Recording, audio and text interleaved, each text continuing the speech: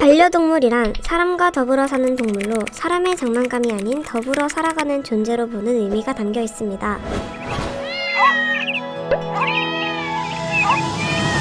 숨겨진 하남의 가치를 발굴하는 하남시 청소년 수련관의 가치 있는 프로젝트 밸런스 오브 하남. 동물과 인간의 행복한 공존을 위하여 2022 세 번째 이야기 반려동물.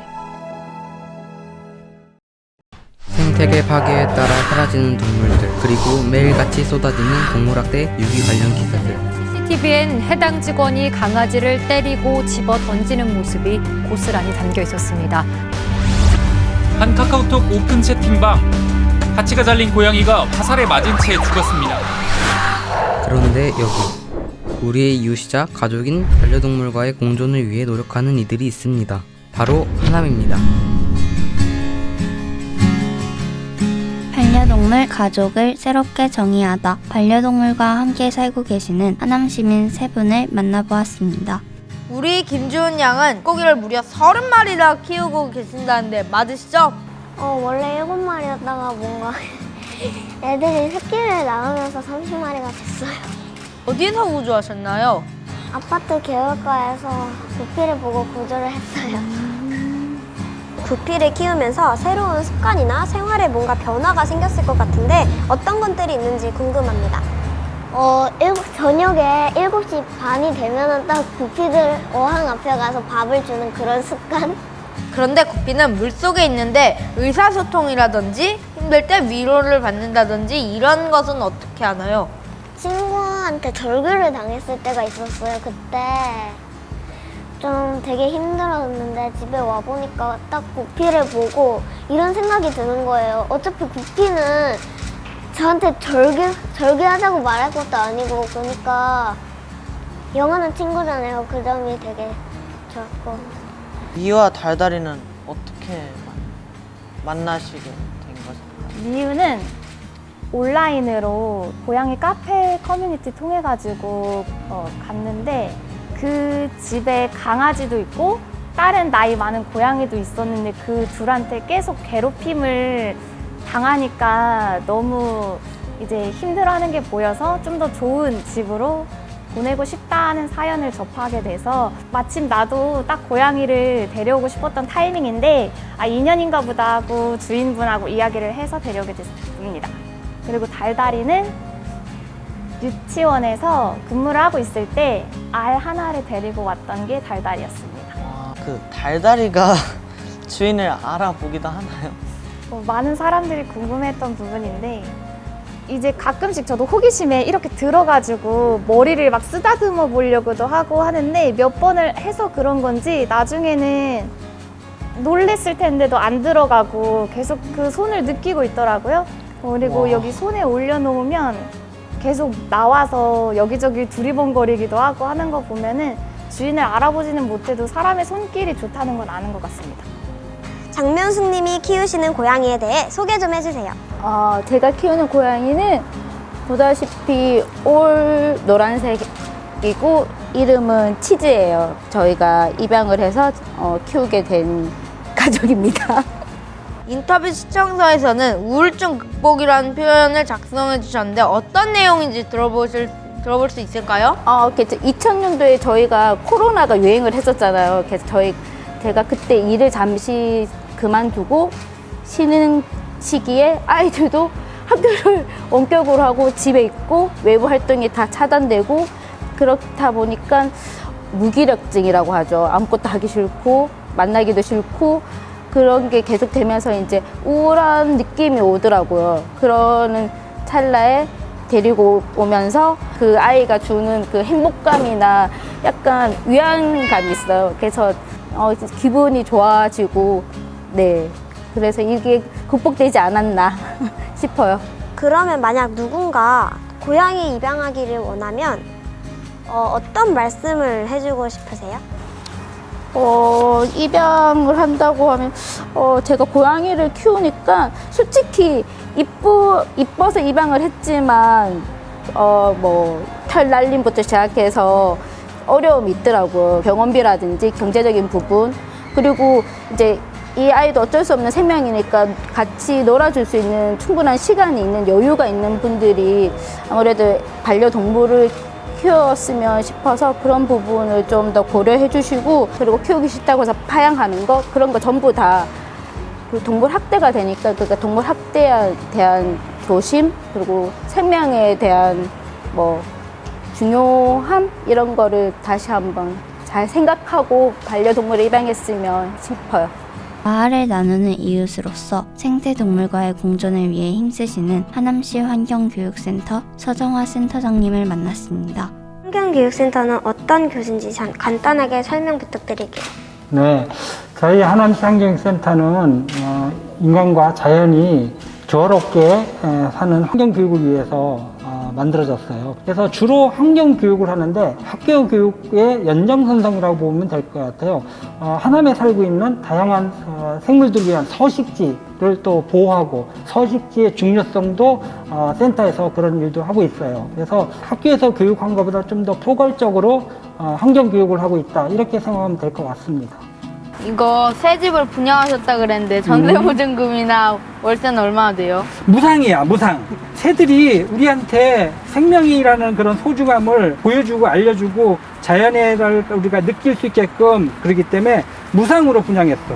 하남시라는 마을을 나누는 이웃으로서 함께 공존하며 살아가기 위해 저희는 어떤 노력들을 할 수 있을지 한 말씀 부탁드려요. 우리 중심의 편리성과 이런 것들만 찾고 그런 것들을 자꾸 만들어내면은 환경은 파괴가 될 수밖에 없어요. 그런데 우리가 자연을 보호하고 자연과 같이 살아갈 수 있는 것들을 고민하고 노력하고 이렇게 해야 깨끗한 환경 뭐 이런 것들이 만들어질 수가 있어요. 그래서 그 하남이 갖고 있는 가장 장점이 뭐냐 그러면 아주 깨끗한 자연이에요. 하남이 다른 지역보다 생태적으로 잘 보존되어 있고 청정한 지역이에요. 그리고 여기 한강물이 흐르는데 여기가 상수원 보호구역이다 보니까 다른 지역 어디보다도 물이 맑은 물이 흐르고 이런 환경 속에서 다양한 이런 동물들이 살아가는 그런 곳이에요. 그래서 하남이 굉장히 생태적으로 가치가 높은 도시다, 이렇게 얘기할 수가 있어요.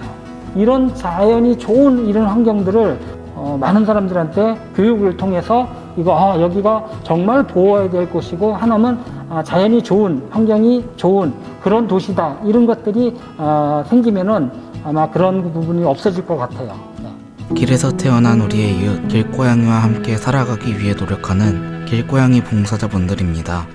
안녕하세요. 저는 하남에서 지금 길고양이 급식소를 봉사를 하고 있는 최윤정입니다. 저는 하남시에서 31년째 살고 있는 하남시를 사랑하고 동물과 공존하는 방법에 관심이 많은 이미나라고 합니다. 네, 길고양이 봉사라고 했을 때 구체적으로 어떤 일을 하고 계시는지 알고 싶어요. 밥을 주는 일은 기본이고 길고양이를 포획해서 중성화 수술을 하고 또 다 제자리에 방사하는 걸 TNR이라고 하는데 시청과 연계해서 TNR도 하고 있고 또 치료해서 입양도 보내고 나이가 많거나 지병이 있어서 입양을 못 가는 경우는 저희가 품기도 합니다. 그럼 이런 활동을 언제부터 어떤 계기로 시작하시게 된 거예요? 저는 2010년도에 지금 살고 있는 아파트에 이사를 가면서 그 아파트에 살고 있던 분에게 그 작은 밥자리 하나를 인계를 받았어요. 밥을 주기 시작하면서 걔만 줘야 되는데 자꾸 다른 고양이들이 또 눈에 보이니까 다른 애들도 주기 시작했고 봉사하는 거니까.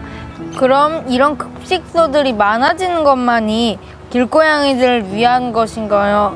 급식소는 무조건 많아지는 것보다도 그 하남시청에 있는 것처럼 공식 급식소, 이것이 많아져야 되는 거예요. 지금은 너무 없어요. 그런데 사실 주변에는 이런 캣맘 분들의 활동을 곱지 않은 시선으로 보고 계시는 분들도 계시거든요. 혹시 활동하시면서 그런 시선을 느껴보신 적이 있으세요? 거의 모든 캣맘들이 부정적인 시선과 행동으로 해서 상처를 받은 게 한두 번씩은 다 있었을 거예요. 캣맘이라는 이유로 죄인 취급을 당하면서 어떤 분한테 따기도 맞았어요. 그랬는데 그걸 항의를 못 하겠더라고요. 왜냐면은 내가 저 사람한테 항의를 하면은 길고양이들한테 해가 갈까봐, 길고양이들한테 그 사람들이 보복을 할까봐. 근데 다행인 것은 그렇게 캣맘을 죄인 취급하는 사람들은 극소수예요. 대부분은 관심이 없거나 아니면은 좋은 일 하신다고 칭찬하고 지나가시거나 그런 분들이 다행히 많고 욕하고 비난하는 사람들은 다행히 극소수인 게 정말 다행이에요. 그게. 그럼 그런 시선을 가진 분들의 생각을 바꾸기 위해서 어떤 노력이 필요할까요? 일단 우리가 길고양이를 좋아하는 것처럼 싫어하는 사람도 있다는 걸 인정해야 돼요. 그리고 모르는 사람들은 알 수 있도록 대화하고 그래서 우리는 사실 몰라서 못하는 경우가 많고 몰라서 이해하기 힘든 것들이 많거든요. 근데 알면은 눈에 보이고 또 이해하기도 쉽기 때문에 그들에게 우리가 많은 말들을 해야 돼요. 왜냐면은 모르는 사람들한테 알게 해주고 싶어서 말을 많이 하면서 사람들에게 알게 하려고 노력을 하는데 개인이 하기에는 한계가 있어요. 그래서 미디어, 이제는 방송이나 신문, TV에서 같이 합심해가지고 모르는 사람들을 깨우칠 수 있도록 유도를 해줘야 이게 깨우침의 폭이 넓어지지 않을까. 개인은 한계가 있어요. 진짜 좋은 말씀 해주신 거예요. 예. 개인은 한계가 있어요. 나라에서, 시에서, 지자체에서 같이 움직여 주셔야 됩니다. 지키기 위해, 공존하기 위해 유기동물을 보호하는 이곳 하남시 동물보호소입니다. 언제부터 봉사하셨는지, 여기서 주로 어떤 일을 하셨는지 소개 부탁드릴게요. 저는 지금 시작한 지 이제 거의 한 10개월, 11개월 정도 됐고요. 제가 하는 일은 쭉 견사들을 돌아보면서 아이들이랑 이제 교감을 하고 특징을 파악을 해야 돼요. 그래서 사진도 찍고 영상도 촬영해서 SNS에 이제 입양 홍보를 해서 보내기도 하고요. 이런 일들을 총 관리하는 그런 봉사를 하고 있어요. 유기동물을 입양하고 싶다면 어떻게 해야 할까요? 사실 입양 절차가 까다로운 건 아니에요. 여기 와서 동물들 보고 교감한 다음에 원하면은 이제 신분증 제출하면서 입양 신청서 쓰고 강아지랑 같이 비과하면 되는 간략한 시스템이 있는데 그 전후가 더 중요한 것 같아요. 그래서 어떻게 해야 강아지들이랑 행복하게 오래 살 수 있을지 그런 거 좀 고민하고 입양하고 나면 이제 병원에 가서 전체적으로 좀 진료받고 이런 과정들이 필요한 것 같아요. 여기에 있는 동물들이 잘 입양되려면 어떤 부분들이 필요할까요? 사실 저희가 이제 강아지들이 이렇게 들어와서 견사에 있는 걸 보셨겠지만 그 모습만 봐서는 입양을 보내기가 되게 힘들거든요. 그래서 성격적인 특성도 파악을 해야 되고 또 어떤 점을 잘 해줘야 애들이 사람이랑 친해질 수 있는지 이런 것들을 파악을 해야 돼서 그런 것들이 조금 노력이 필요하고요. 그러려면 시간이 많이 필요해요. 이제 친해지는 게 하루 이틀로 안 되니까. 근데 아이들 공고기한이 짧거든요. 그래서 조금 공고기한이 연장이 되고 견사 개수가 늘어나면 안락사될 위험에 처할 애들도 없고 조금 더 시간이 확보되겠죠. 그런 노력이 좀 필요한 것 같아요. 어떻게 하면 동물을 좋아하거나 좋아하지 않는 분들이 동물과 함께 살아가는 이제 방법을 배울 수 있을까요? 이제 인터뷰 하시는 친구들도 친구를 보면은 첫인상만 봤을 때보다 한마디 했을 때 딱 달라지는 경험을 하잖아요. 그런 것처럼 사랑을 하게 되고 이걸 이해하게 되면은 조금 더 인식이 좋아질 수 있다고 생각을 해요. 반려인들이 엄청 많아지면서 콘텐츠가 막 쏟아져 나오고 랜선 집사들도 많이 생기고 하다 보면은 인간과 교감이 가능한 존재구나 라는 생각을 하면 자연스럽게 좀 벽이 허물어지는 그런 부분도 좀 기대를 해볼 수 있을 것 같고요. 동물과 인간의 행복한 공존을 위한 노력, 하남시 도시농업과 동물방역팀입니다. 저희 동물방역팀은 동물보호, 가축 방역, 축산물 인허가 및 총 3가지 종류의 업무를 하고 있습니다. 주요 업무는 유기동물 보호소 위탁 운영, 반려견 놀이터 사업, 길고양이 중성화 사업, 학생 승마 사업 지원 사업 등이 있습니다. 특히 관내 반려동물 인구가 지속적으로 증가하면서 동물보호 업무의 비중이 점차 커지고 있어 관련 사업이 많이 다양해지고 있습니다. 주로 유기동물은 어떤 종이 많은가요? 네, 유기동물은 지금 하남시에 가장 많이 들어온 거는 개고요. 그리고 작년의 경우에는 이제 저희가 603건을 신고를 받아서 구조를 했어요. 근데 이게 주인이 찾아가는 경우도 있어요. 그 경우는 이제 88건, 입양을 시킨 게 411건, 그리고 그 안에서 이제 자연사 하는 경우가 있어요. 버린 친구들을 보면 이제 아픈 애들이 많아요. 이제 아파서 버리시는 분들이 있으시거든요. 그래서 자연사 76건, 유기동물들이 입양이 어려운 부분이 나이가 많고 아파서 오는 친구들이, 어린 친구들이 별로 없어요. 이제 그런 거 보면 안타깝죠. 그러면 이런 잘못된 인식을 바꾸기 위해서 어떤 노력이 필요할까요? 그리고 하남시에서 어떤 정책을 펴고 계신가요? 일단은 가장 중요한 거는 이제 견주들의 인식인데, 작년부터 반려동물 이제 문화교실이라고 해가지고 반려견주분들을 의식 개선 쪽으로 위해서 저희가 이제 작년에도 교육을 했고 올해도 이제 한 차례 세미나를 했고, 일단 교육을 통해서 저희가 좀 인식 개선을 하려고 하고 있습니다. 유기동물 관련해서 앞으로의 계획을 듣고 싶어요. 일단 저희가 이제 유기동물을 보호를 하고 있고, 그 개들이 들어왔을 때 백신이랑 치료비 이런 거는 이제 저희가 조비를 받아서 지금까지 이게 지원이 1,800 나갔고 앞으로도 900만 원 더 나갈 거예요. 근데 또 안에서도 치료가 저희가 이 비용이 있긴 하지만 이 비용보다 더 많이 드는 경우도 많아요. 이제 지원을 저희가 최대한 해드리려고 따로 이게 임대료나 이런 건 이제 저희 100% 하남시 시비로 하거든요. 그런데 좀 한계가 있는 건 사실이에요.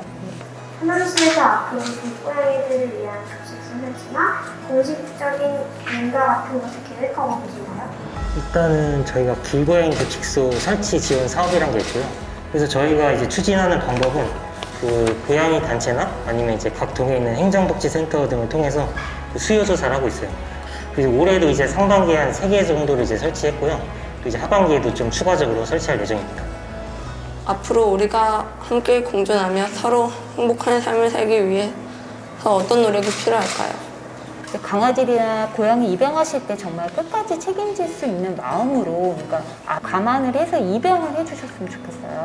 저희 시에서 뭐 아무리 이제 좋은 사업이나 이제 그런 걸 한다고 하더라도 이제 인식이 뒷받침되지 않으면 이제 그 제도가 효과를 발휘하지 못해요. 물론 이제 제도 자체에 이제 불완전함도 있지만은 그 이제 사람들의 인식이 계속 같이 좀 올라와줘야 이제 좀 그게 조화를 이루어서 좀 시너지를 좀 발휘할 것 같습니다.